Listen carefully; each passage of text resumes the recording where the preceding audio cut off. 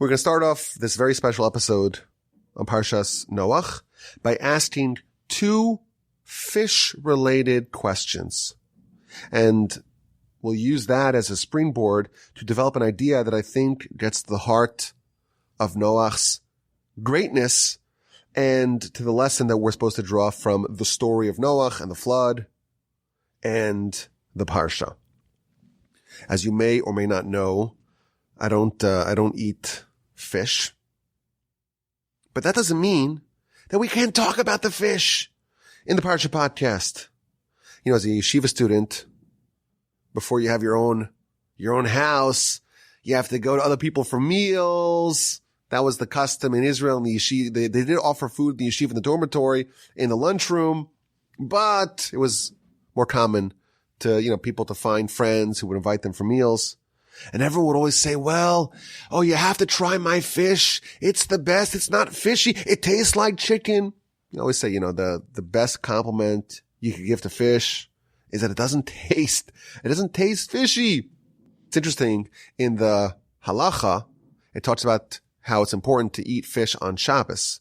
But the halachic commentators add, if you don't like fish, then it's not necessary to eat it on Shabbos.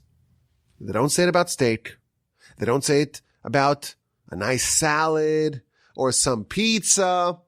Only fish. But to demonstrate that it's not personal, we're going to open up this Parsha podcast with two fish-related questions. So our Parsha begins with the decay and the downfall of humanity. There's corruption. There's crime. There's very inappropriate behavior. And the fourth verse of our Parsha, this is 6:12 of Genesis. God saw the land, and behold, it became corrupted.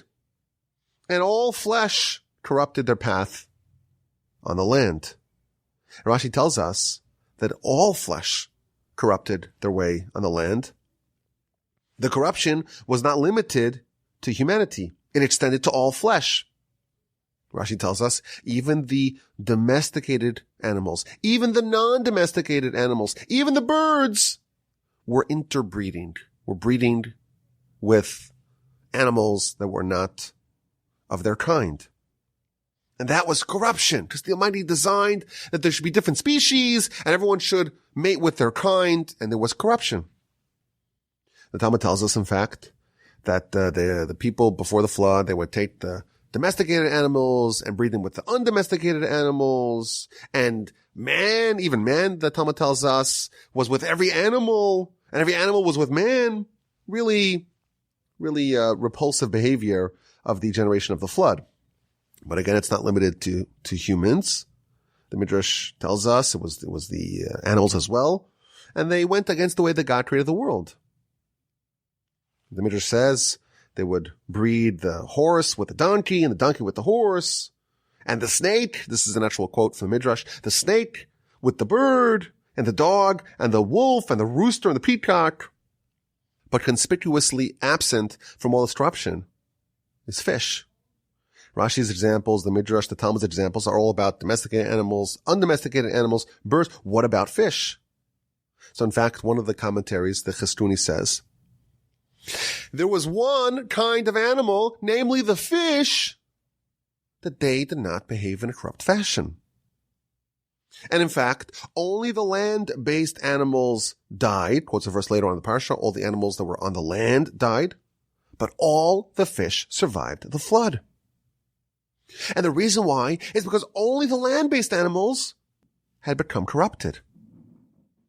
Noah had a boisterous menagerie on the ark. All kinds of animals, but there were no fish tanks. Why? Because the fish, they survived and they thrived outside of the ark. And the reason why is because they didn't sin. They were not corrupted. All the flesh, all the animals, the domesticated animals, the birds, the undomesticated animals, they all became corrupt. All the flesh became corrupt. But the fish didn't sin, weren't corrupt, and thus were spared from the ravages of the flood. So here's the first fish-related question. Why? Why were the fish unaffected by the corruption that permeated the whole world, and thus were unaffected by the destruction that corruption wrought. All the animals, all the flesh, the verse says, all flesh became corrupt.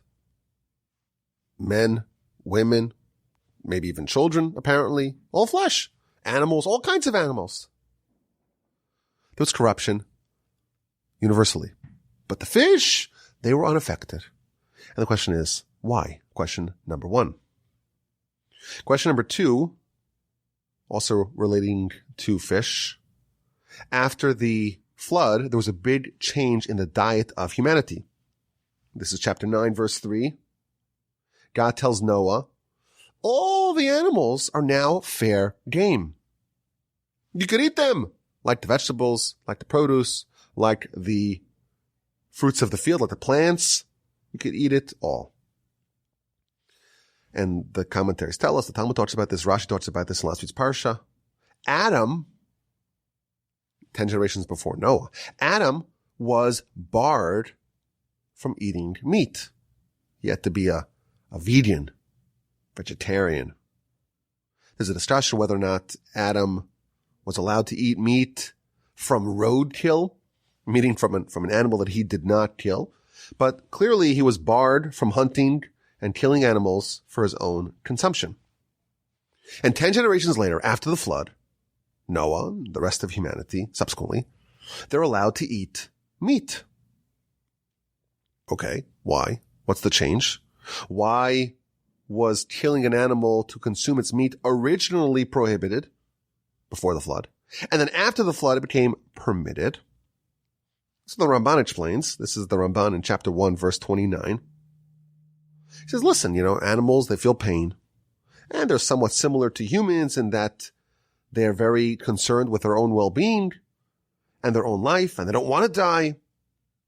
And they flee from pain and death.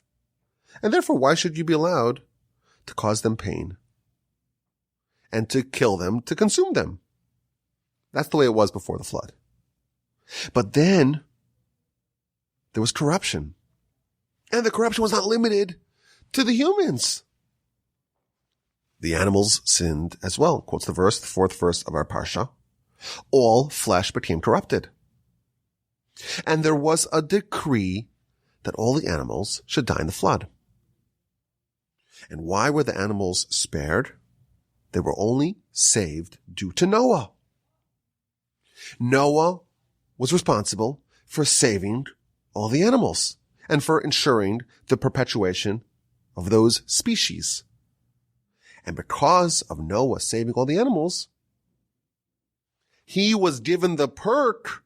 He was endowed with the right for him and his descendants to kill them and eat them. They're only surviving because of him. And therefore, if he needs it for his own food, for his own nourishment, for his own sustenance, he is allowed from Noah onward, after the flood onward, he's allowed to kill the animals for his consumption. That's what the Ramban tells us in chapter 1, verse 29 of Genesis. Before Noah, it was just veggies, grains, produce. It's an entirely plant-based diet. They were not allowed to eat, or certainly not allowed to kill the animals to eat them. But now, thanks to Noah, they're also allowed to eat meat. They all deserve to be made extinct, but Noah saved them. And thus their existence is solely due to Noah and to humanity, and therefore Noah and his descendants were granted the right to kill the animals, to consume them. But here's the question. Why was Noah allowed to eat fish? If the only reason why, again, this is what the Ramban tells us, if the only reason why Noah merited to move humanity from a plant-based diet, it's because all the animals sinned and they all deserve to die. But Noah saved them, and therefore he gains some rights over them. What about the fish? The fish never sinned. The fish didn't need Noah to be saved. There were no fish aboard the ark. And therefore, the question can be raised. Why was Noah allowed to eat fish? Why is humanity allowed to eat fish. Now, as I mentioned earlier, this would not affect my diet, but I'm coming after yours. No salmon, no Chilean sea bass, no sushi. You can have vegetarian sushi, sure.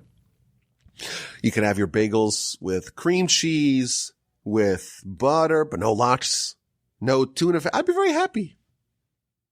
Why are you even allowed to eat fish? That's fish question number 2. Now, this question is discussed by the commentators, but we're going to suggest some novel approaches to these 2 questions. And of course, we'll use that, as I mentioned earlier, as a springboard for understanding Noah and his greatness, and maybe his shortcomings as well. We have 2 questions. Let's probe the subject. Let's start off with the basic question. The animals, we're told, began to interbreed. Hishchis kol basar, all flesh became corrupt. Why did the animals interbreed? Why did they behave in a way that's contrary to their nature? Humans, we understand. Humans, we have free will. We have the evil inclination. We have the good inclination. We have the body. We have the soul. We're this complicated mix. And therefore, some of us make good choices and ascend and bring the world up and become righteous and moral and kindly and good people, moral people, ethical people, upstanding people. And some of us, humanity, we tend to make bad choices as well. And some people make really terrible choices. Some people advance the cause of humanity and are committed to the benefit of others and want to be good people, want to work on themselves, to develop themselves and refine their character. And others allow themselves to become more debased and devolve into immorality. That's the story of humanity. So it made sense to me that humans could descend to such low points, to such nadirs, that the behavior of the people before the flood can happen amongst humans. There's theft, there's robbery, there's idolatry, there's immorality, there's adultery, there's rape, there's murder. It's a terrible place, terrible place. Humans are capable of that. Get it. But what about the animals? Animals, we don't believe, have free will. And they ostensibly should follow the laws of their nature. What happened to contribute to the corruption of the animals? This is a famous question, and it's discussed in many places. And the answer that I would say is the consensus answer, it's featured in a wonderful essay from the Beis Halevi, and we're going to give it a little bit of our own spin based upon a comment from Ramchal. And this is the idea. Animals, in fact, don't have free will to make ethical choices and to become corrupt and to sin. They don't have that included in the suite of characteristics bestowed to them by God. But humans do. And the choices of humans affect not only them, but their environment. And if a human makes a choice to become more corrupt, whether it's a conscious choice, whether it's just the absence of a better choice, and they lapse into it, because that's really the default state of mankind, those choices will affect not only them and their soul and their body and their spiritual existence, it will affect the people around them. It will create an atmosphere of corruption around them. And that will actually spill over to the non-human parts of the world. The animals, they became corrupt. Why did they become corrupt? Not because they have free will to make poor choices, but because they were affected by the humans. The humans became so immoral, so unethical. They did things that were so contrary to the will of God. That spilled over to the animals. The animals were thus affected by the humans and began to interbreed and behave corruptly. That's the idea featured in the essay from the Beis Halevi. The Ramchal explains the mechanism.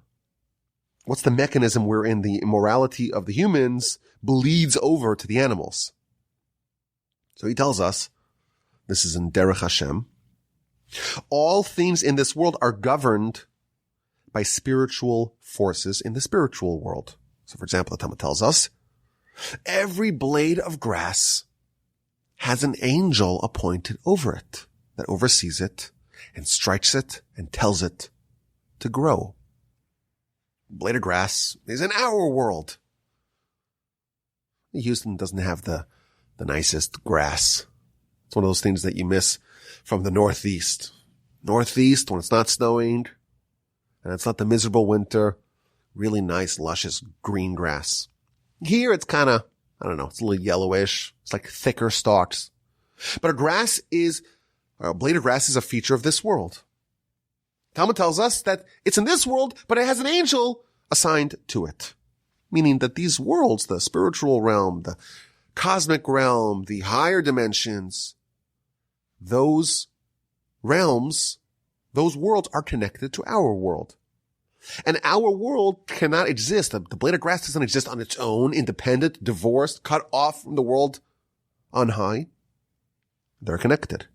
And the blade of grass only grows because it has some sort of spiritual force associated with it. And thus the heavenly world, it projects influence upon this world and governs it. So we've talked about this idea in the past. Every land, for example, every country, every region has an angel that oversees that land. And that angel serves like as a filter through which divine vitality flows. And that's why every land and every region has its own unique character and personality and style, because it's influenced by the particular angel assigned to it. And there's only one land that has no angelic filter, and that's the land of Israel. But here's the kicker. Those heavenly forces are malleable. They can be altered as well by the behavior of the choice-bearing humans in this world. It's almost like the blade of grass is spiritually lower than the angel that's overseeing it, but that angel that's overseeing it is spiritually lower than the soul of humanity. And thus what affects the nature of that angel, that's going to be influenced by the choices of humanity and the souls that humans bear. Thus, the angels, or the spiritual realm we can call it, that oversees this world and governs this world, they take their cues from humanity. Ergo, via man's free will, man can affect, when we say man, we mean mankind, of course. Man can affect the upper spheres, which in turn affects the lower spheres. Animals are governed by nature. But nature is just the name that we use to describe the spiritual forces in heaven that intermediate, that concatenate the heavenly influence down below. And those forces in the upper worlds can be altered, can be changed by the behavior of humanity. Humans, with their free will, they, in the times of the flood, in the antediluvian period, they made poor choices to corrupt themselves. And that spilled over to the upper spheres, and thereby it changed the schemes by which the animals down below are governed, and thus the animals became corrupted as well. That's the deeper meaning of the verse, and every flesh became corrupted. How did they become corrupted? Via this circuitous path from humans. Humans made poor choices. That affects the angels or the upper spheres, and that, in turn, affects the animals. All flesh became corrupted. All flesh, aside from the fish. The fish were unaffected. Why were the fish unaffected? So here's the critical point. The attribute, the quality of fish is that they are in their own environment.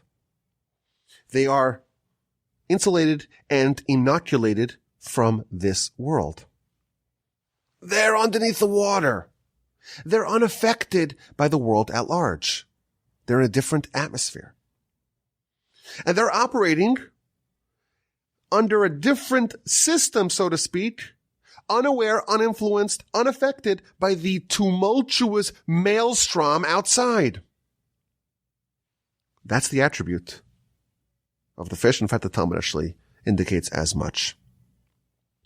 Thus, the fish, it was business as usual. They're living in their own world, in their own environment, and thus they were shielded from the influence of others. They were not affected. They did not suffer from the influence that everyone else was susceptible to.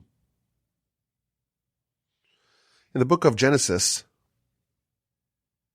there are a few people that are blessed by being compared to fish. Do you remember where it is? All the way at the end of the book of Genesis, chapter 48, Jacob's about to die. And he calls over Joseph, and Joseph brings over his two boys, Ephraim and Manasseh, that were born before Jacob arrived to Egypt. And Jacob gives them a very dramatic blessing, and he crisscrosses his arms. We remember that story. But the text of the blessing, this is in chapter 48, verse 16. He says, V'yidgu larov b'kerev haaretz. They should proliferate like fish amidst the land. We have learned that the quality of fish is that they're in their own little world, in their own little bubble, and they're unaffected by what's happening around them. And we see Ephraim and Manasseh, they merit the blessing of being compared to fish. And the reason we now know is because they were like the fish. They grew up in Egypt. And they were completely surrounded by the idolatrous Egyptians. There was an environment, there was an atmosphere. The zeitgeist of the time, of the location, was such that permeated idolatry. And they grew up without a strong support system. There wasn't Jacob. There wasn't the whole nation to fall back on. They're completely surrounded by all these forces, yet they maintained their righteousness. They maintained their purity. They were not influenced at all by everything that was around them. And Jacob is revealing to them by giving them the blessing of comparing them to the fish, how they managed to do it. They did it by sequestering themselves and insulating themselves from the world around them. They were like the fish, hence they merited to be blessed to proliferate like fish. That's the attribute of fish. They live in their own world, unaffected by all the nonsense and all the chaos and all the turmoil and all the mishigas that happens outside their bubble. The Talmud, in fact, tells us of the concept called ayin hara, the evil eye. This is some sort of mechanism by which someone is affected negatively by the eyes of others. The Talmud says the descendants of Joseph don't need to worry about this because they're like the fish. The designs, the schemes, the plans, the negative feelings that someone else has, it doesn't penetrate their bubble. It doesn't enter their atmosphere. So we asked a few questions. Question number one is, why did the fish not sin? We know the answer now. The attribute of the fish and why they were completely unaffected by all the swirling corruption that affected everyone else. Now we know the answer. The quality, the spiritual attribute featured in fish is such that it creates its own little protective bubble. And everything that's happening outside the bubble does not affect what's happening inside of it. And that's why the fish were spared from the corruption. They got everyone else, all other things. I think we could take this a step further. There was someone else besides for the fish that maintained their righteousness in the period before the flood. That's Noah. How did Noah maintain his righteousness? How did he alone, in an entire cesspool of corruption, how did he preserve his righteousness?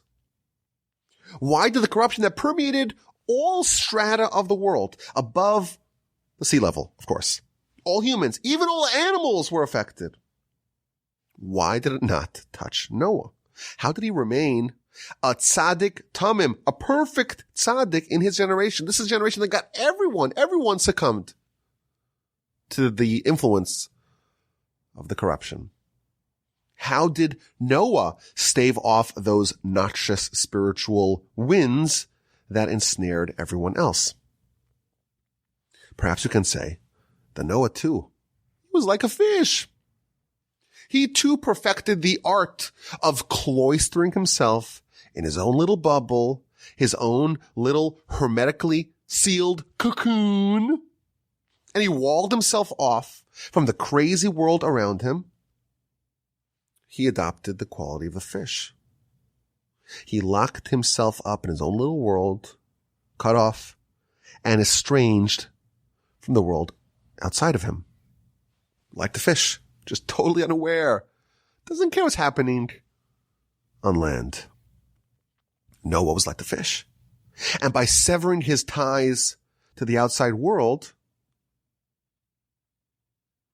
he created for himself this environment wherein none of the corruption can seep in. There was influence of the sinners that permeated and proliferated every part of the world. Only the fish survived. The actual fish, of course, and Noah, who adopted their attribute. In Egypt, many centuries hence, Joseph, together with Ephraim and Manasseh, they did the same thing. And that's how they managed to preserve their righteousness amidst the idolatrous atmosphere of Egypt. We asked a second question. Why was Noah allowed to eat the fish? When Noah emerged from the ark, he was permitted to eat meat and fish. Meat, the Ramban tells us, because he saved them. They were all supposed to die, and only thanks to Noah did they survive. And therefore, he was awarded the right to consume them.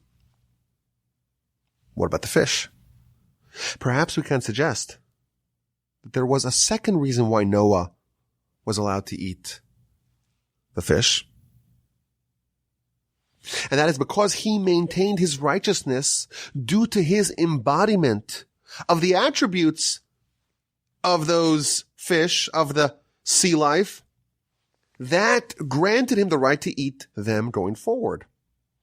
Noah managed to survive the onslaught of corruption by personifying, quite literally, the positive quality of fish, by cordoning himself off from the outside world.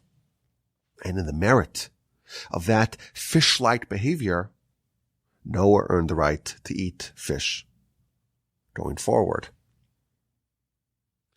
Now, if you open up the first comment of Rashi to our Parsha, you'll see that the sages were able to find faults and flaws in Noah.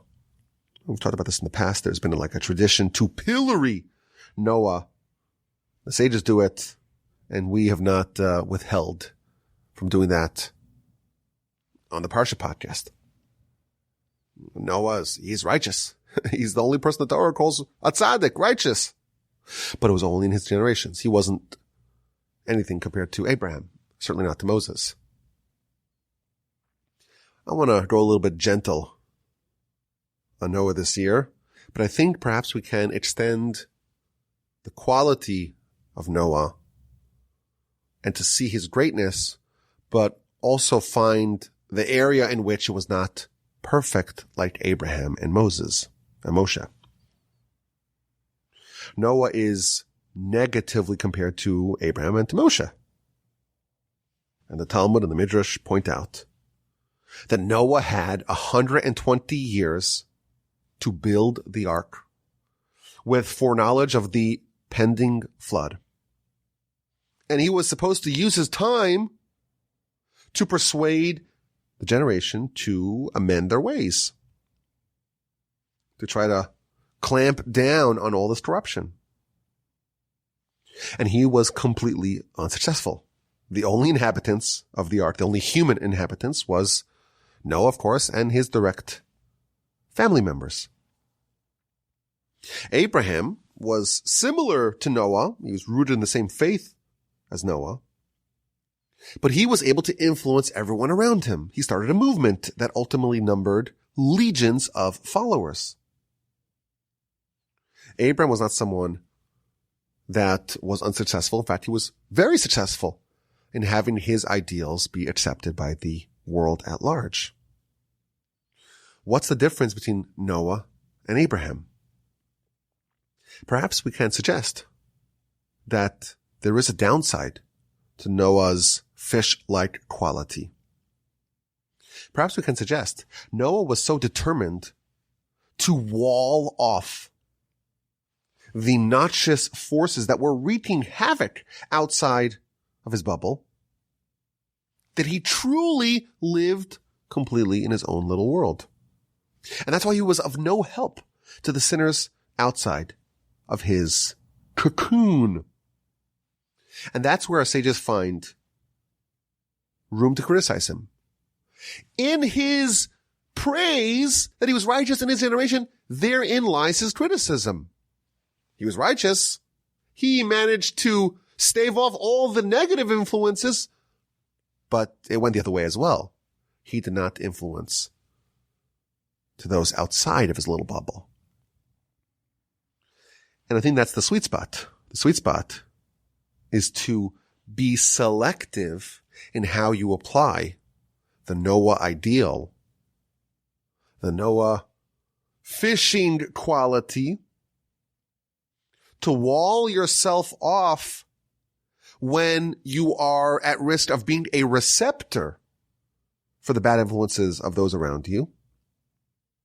But to find room in your little bubble, to jump on land, proverbially, as a fish, to find room to positively influence others, to encourage them to improve, to encourage them to reconsider their relationship with their Creator, to encourage them, to nudge them to become better people. And that's why Abraham outshines Noah. He too was able to stave off the negative influences of the idolaters around him. But on top of that,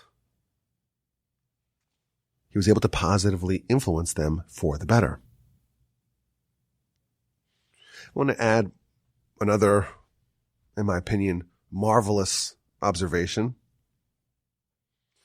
This is one of those observations that really could be its own podcast if it's developed properly. And it's an adjacent point to what we just said. I really should have, if I was more responsible. I would have saved it in my notes for next year. But what can I say? I'm just too excited about it. I have to share it. We know Noah. He brought a bunch of animals into the ark. And most species, it was just two animals, husband and wife, male, female. But when it came to the kosher animals, it was 7 pairs. Not 1 pair, 7 pairs. This is chapter 7, verse 2. Noah brought 7 pairs of kosher animals. Now, of course, Noah precedes Abraham by 10 generations. Abraham precedes Moshe, by 6 generations. And thus, Noah is 16 generations before Moshe, and thus before the Sinai revelation. At Sinai, Moshe received the instructions which are the kosher animals and which are the non-kosher animals.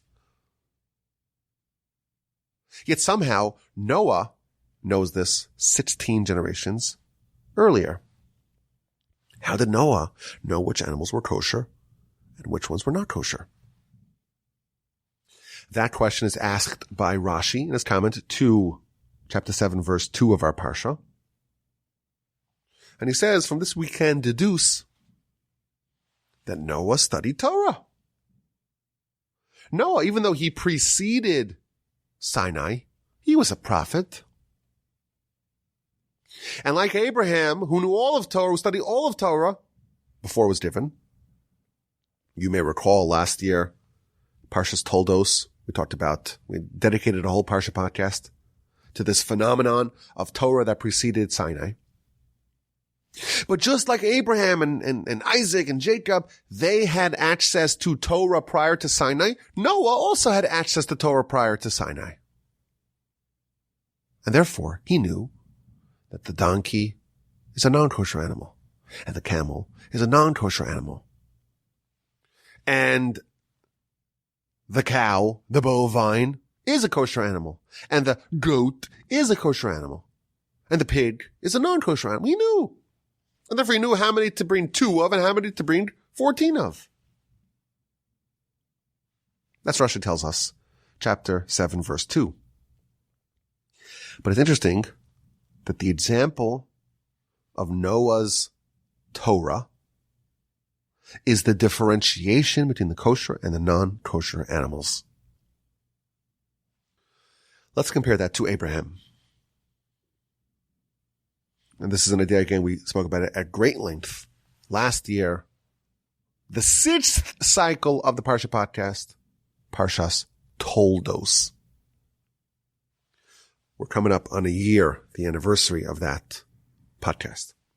Abraham, he studied and he fulfilled all of Torah, we're told. The Talmud, the book of Yoma, page 28b tells us, not only did Abraham fulfill all of the biblical Torah, any mitzvah that was added by the rabbis subsequently, new edicts, new rabbinic laws, new decrees, Abraham fulfilled that as well. And the Talmud tells us an example. He even fulfilled the laws of Eruv. Now there is some debate and discussion as to what kind of Eruv did Abraham fulfill. And the reason why is because there's 3 types of Eruv. There's what's called Eruv Tichumim, which refers to on Shabbos. On Shabbos, once you start Shabbos in a certain city, you're not allowed to walk outside of the city limits 2,000 cubits. So you find the edge of the city, you add 2,000 cubits, 2,000 amos in every direction, and that is the border of the city. That's where you're allowed to walk. You can't walk past that. But if you do an Eruv Tichumim, that is a device that can extend the border of a city beyond the 2,000 cubit endpoint. That's one kind of Eruv. And then there's an Eruv Chatzeros. This is also a Shabbos-related law. One of the 39 categories of work on Shabbos that we're not allowed to do is to carry from one domain, like a public domain, to a private domain, or a private domain to a public domain, or to carry an item more than 4 cubits in a public domain. But there's a device called an Eruv Chatzeros, which unites a public domain into an individual domain, and thus it would permit the carrying of things in that domain, in that newly classified private domain on Shabbos. So you're allowed to carry your child to shul on Shabbos. You're walking through public property. And therefore you cannot carry something more than 4 cubits in public property, unless it's actually halachically reclassified as private property by this Eruv Chatzeros device. And then there's a third kind of Eruv called Eruv Tavshilin. This is when Shabbos abuts a festival. So suppose you have a festival on Friday. Let's say it's Pesach, it's Sukkot, it's Shavuos. And then right afterwards, you have Shabbos. Now, the laws state, even though on festivals we don't do any work, there are some exceptions. Namely, we're allowed to cook on the festival. So you're allowed to make a barbecue on the festival, but there is a limitation. You're only allowed to cook on the festival for usage on said festival.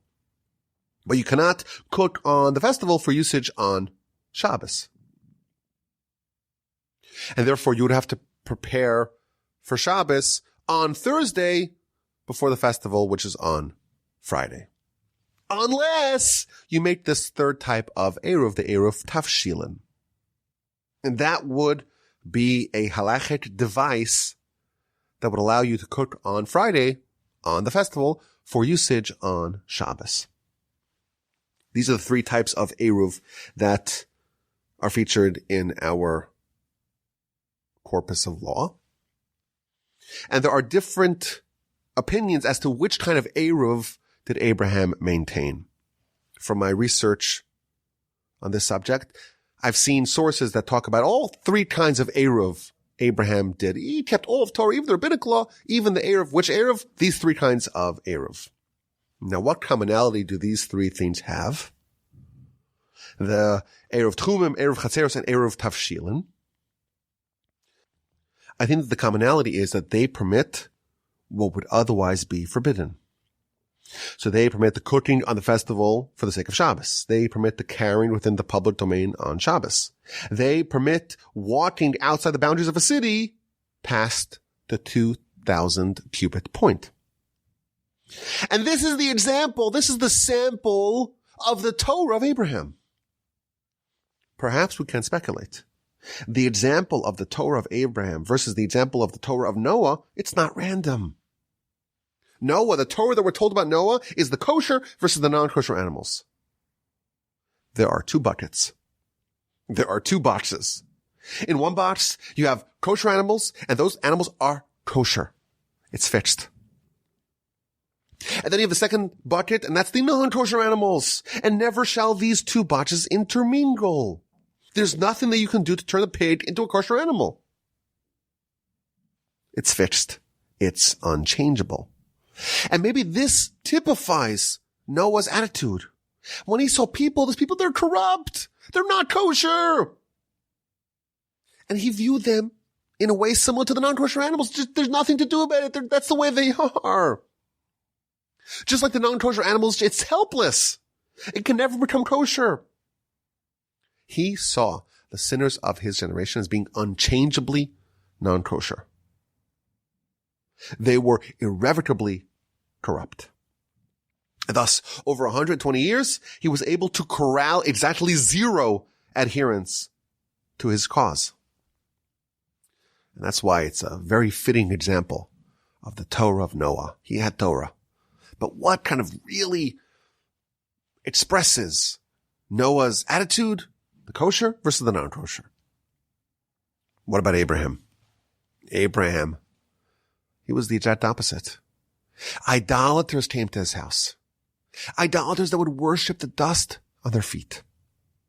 And he would invite them in and give them a hearty meal, and be kind to them, and be very pleasant and deferential to them.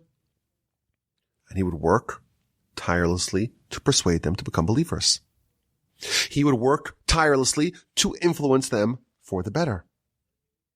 And thus, what's a fitting example of the Torah of Abraham? It's the Eruv. Which kind? Again, there are sources that talk about all three different kinds. Just because something is forbidden, just because something is against the will of God, it doesn't mean that it has to remain like that forever. It can change.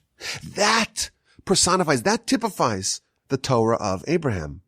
Someone is an idolater, they're not kosher. Okay. But they can change. The corrupt can be rendered righteous again. People are not condemned to be permanently the same person, to permanently be distant from God. That was Abraham's innovation. And thus, the Torah that fittingly embodies Abraham's outlook is the Eruv. there's dynamism. That is today corrupt, that is today distant from God, can be made righteous, can be restored to God's good graces. So I think there are two lessons here. We have the lesson of the fish. The fish, like Noah, like Joseph's sons in Egypt, they show us how you're supposed to behave when you are surrounded by corruption. When you are on the receiving end of the potentially negative influence of others, we have the fish attitude. You're in your own world. You don't know what's happening on land. Whatever's happening there doesn't matter to you. And thus you can be spared. What about when you want to influence others? Then you adopt the eruv attitude. How can I help those that are now not aligned, not conforming, not compliant with the will of God? How can we help them? How can we wrangle them in? How can we reel them in? How can we help them? They could change. They could improve. They could ascend. They're not lost. The pig, nothing you can do to it can make it a kosher animal. Nothing you can do. That's it. It's fixed. That was Noah's approach. Abram says no. With enough love, with enough concern, with enough understanding, if I work gently with them, if I give them a hearty meal, I show them that I care about them, and I explain to them in a way that they can understand. I show them kindness. I show them divine kindness. They say, thank you so much for this amazing meal. Don't thank me. Thank God I didn't make this animal. I didn't make the steak, this tongue with mustard that you just ate. It's God. God, tell me more about that. After a nice hearty meal and some good steak, tuna steak if you like that, Chilean sea bass if you like that, Abraham shows us what the eruv attitude is.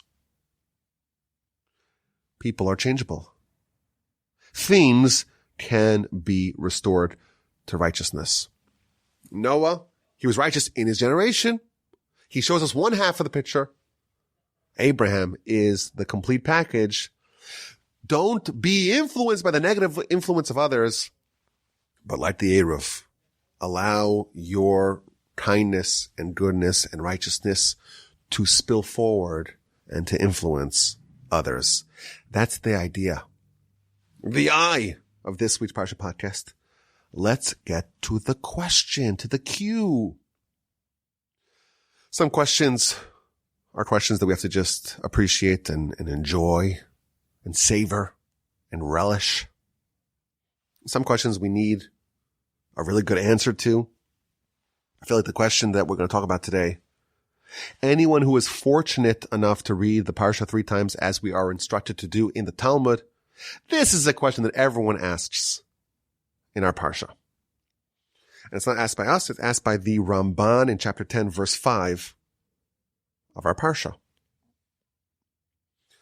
At the end of the Parsha, we read about the families, the family of Shem and Cham and Yefes, and the whole genealogy and where they went and what they did. It seems excessively verbose. And it seems tangential. We have to get to Abraham. Abraham appears at the end of our Parsha. Abraham is who matters. Why are we going through all these sideshows?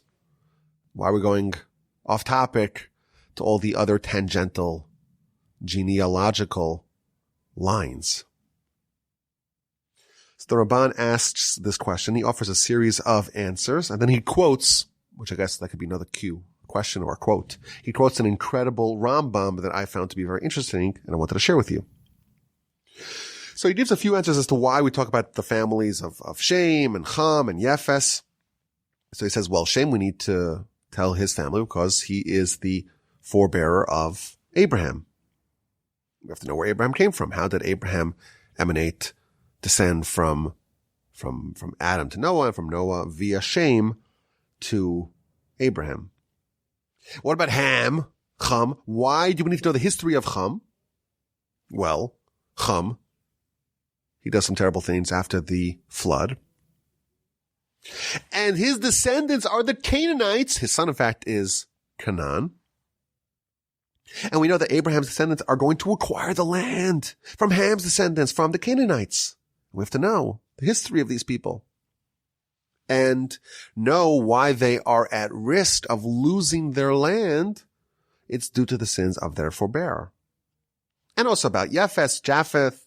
It's important to know the episode of the dispersion to explain the diversity of people and the languages and the lands that people live in. Moreover, he gives another idea.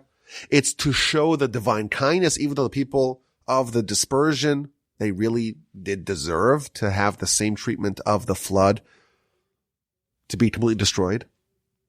But to show us divine kindness, God kept his promise to Noah to not destroy them, and that's the reason why we have to know that part of the story. So that's the Ramban's kind of answer to this question of why do we need to know all this extra stuff after the flood? Just right away, fast forward to Abraham. Why do we need to know everything else in between? That's the Ramban's approach. Then he quotes an amazing Rambam. The Rambam says, it's just like a little idea, but it's a complete shift in perspective. He says that reading the genealogy gives credence, gives support, buttresses our faith. Abraham is 10 generations from Noah. But if you calculate the dates and the years, Abraham was alive to witness Noah. In fact, when Abraham was 58, that's when Noah passed away. Abraham and Noah met. They knew each other. The story of the flood. How many people do we need to rely upon to know the accuracy of the story? Think about it. Abraham met the actual people who were in the ark. If you want to figure out how far Abraham is from creation, there's only 4 people that separate Abraham from Adam. Noah saw his father, and his father saw Adam. So Adam to Lamech, which is Noah's father, to Noah, and Noah saw Abraham. And Isaac and Jacob, they met people who were witnesses on the flood. And thus, Jacob tells his children who descend to Egypt about the story of people that he himself met. We think of it as hundreds of years and generations, and who knows how these stories could get embellished and mythologized. Jacob met the inhabitants of the ark. And the people that descended to Egypt, well, Jacob himself went down to Egypt. So how far from when these events get documented in the Torah, how many different jumps do you have to go? It's very few. It's only 4 or 5 generations. And that is not a lot of generations, not thousands of years and hundreds of generations. And who knows how these stories evolve and they change over time. It's a handful of people from Adam to Moses, to Moshe. There's 2 links connecting Abraham and Adam. Puts it all in perspective. We think about these events as, it's so many years and so many generations and who knows what could have happened and broken telephone. You've heard that argument many times. From when these events happened, from when these people lived until Moshe wrote the Torah for us, it's just a couple of links. That's it. This is, to me, an incredible perspective. And I think we can extend it a bit further. Since Sinai. Since our ancestors ate manna for 40 years, how many generations is it? How many people do we need to rely upon? In fact, they say, John Tyler, the 10th president of the United States. He was a president for 20 years before the Civil War. Did you know that he has living grandchildren today as we speak? Grandchildren of John Tyler. He was like a Whig, I think. The Whigs and the Federalists. We think of that as like 1,000 years ago. He has living grandchildren, not great-grandchildren, grandchildren today. It's not so far away. How many generations since Sinai? It's not so many people. It's about 100 generations since Sinai. It's not, to put it in relative terms, it's not so many. You put in a room, there's 100 people, and that's how many people you have to go back until our ancestors were witnessing prophecy at Sinai, eating manna, in daily association with Moshe. And if you assume that people on average see their grandparents, maybe even great-grandparents, it's 50 people of people that you see and who they saw and who they saw and who they witnessed and who they spoke to. Relatively speaking, it's not so many people. And I will tell you, we have a document that I'd be happy to email you. We have a document here. I'm actually looking at it right now in the Torch Center, in the glorious studio. We have a big version of it. We have a document titled An Unbroken Chain of Torah Transmission, which has the relationship of teacher-student all the way from God to Moshe, Moshe to Joshua, etc. The names, the dates of people, all the way till today to the Torch rabbis here in Houston, Texas. You could trace, if you're a student of Torch, if you're listening to our Parsha podcast, if you haven't already stopped listening a half hour ago. I know that's a joke from last year, but still. If you're still around and you haven't gotten disenchanted from the information overload of too many podcasts, how far is it? We could see in one document the names and the dates. And we know these people and we know their books. And we know the attribution of teacher to student, teacher to student, teacher to student, all the way from modern times back to Moshe, back to Sinai. This is an incredible quote from the Rambam, which again puts it in perspective. Why do we need to read about the ages and the dates and how old they were when they bore their children? Do some math. Abraham met Noah. Noah met his father. His father met Adam. It's not so far. It's not so far. These events are well documented. And it does give credence, says the Rambam, for us in our faith. I thought it was an incredible perspective. And it really raised my Parsha IQ. Hopefully also my general intelligence. I thank you all for listening. Hope you have an incredible day. Hope you have a fantastic and splendid and terrific and uplifting and vigorously vibrant Shabbos upcoming.